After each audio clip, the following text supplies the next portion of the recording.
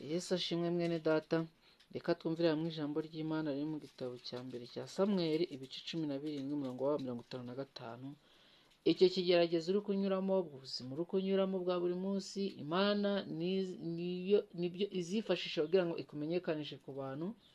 Umaze kunesha, izere we kuva ku ntego, we gutsindwa, we kunanirwa, kuko Imana imbere gatoya izatuma umenyekana. Abatari bakuzi, abatakumvaga n'abatakuvugaga, bose bazakumenya ubwo Imana izaba igutabaye ikugiriye neza. Samweli wa mbere ibice 17:55 kuvuga ngo ubwo Sawuli yarebaga Dawidi agiye kurwana n'Umufilisitiya, yabajije Abuneri umugaba w'ingabo ze ati, harya uriya muhungu ni mwene nde? Abuneri we. Benshi bazabazanya ngo mbese ngurindi, abandi babazanye ngo mbese uriya ni mwene ndi, abandi bavuge ngo mbe watabawe gute. Abantu bazajya impaka bakiri kwibaza uburyo Imana yagutabaye.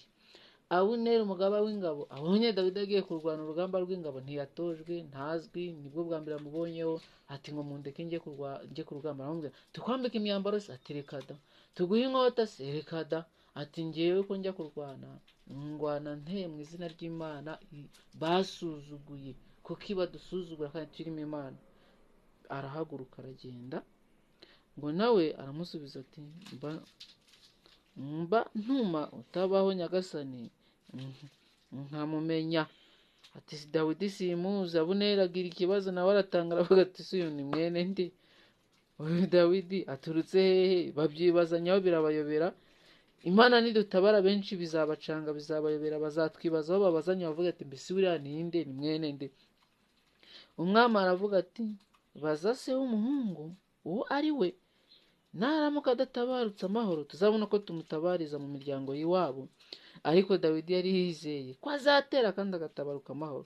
Hanyuma Dawidi atabarutse amaze kwica Umufilisitiya, Abuneri amuzanira umwami Sawuli afite igihanga cy'Umufilisitiya mu maboko ye nk'ikimenyetso cy'uko yanesheje Umufilisitiya wari warananiranye.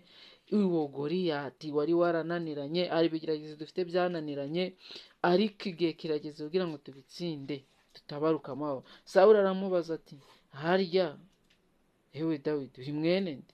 Wa muhungu we, aribwo bwa mbere nakubona, unesheje ute kiriya gihanda ko cyari cyaratunaniriye?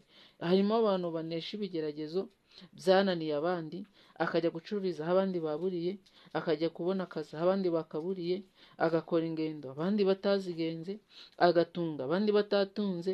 Nawe niko Imana igiye kukugirira neza.